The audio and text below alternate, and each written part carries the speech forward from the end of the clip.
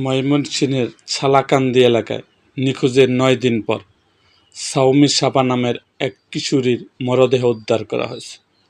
সোমবার ২৯ June ২০২৬ Mymensingh city কর্পোরেশনের ২৪ নম্বর ওয়ার্ডে ছালাকান্দি এলাকায় সমাধানের মোড়ের কিছু আগে একটি পুলের নিচে পানিতে জমে থাকা আগাছার মধ্যে মরদেহটি দেখতে পায় স্থানীয়রা।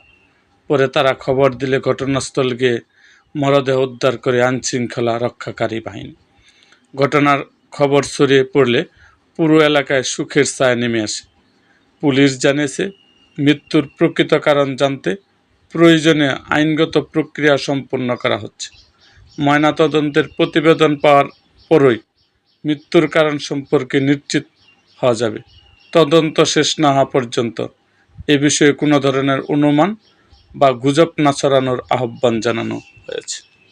এরকম আরও ভিডিও পেতে আমাদের মুক্তাগাছার ইতিহাস মিডিয়া ইউটিউব চ্যানেলটি সাবস্ক্রাইব করুন এবং পাশে থাকা বেল আইকনটি বাজিয়ে দিন।